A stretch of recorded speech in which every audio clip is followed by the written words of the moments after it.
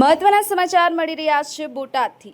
બોટાદના પાડિયાદ ગામે ગેસ એજન્સીએ ગેસ સિલિન્ડર ન મળતા લોકોનો હોબાળો, વિડીયો વાયરલ। ગ્રાહકો ગેસ સિલિન્ડર લેવા પહોંચતા ગેસ સિલિન્ડર ખલાસ થયા હોવાનું જણાવતા લોકોએ મચાવ્યો હોબાળો।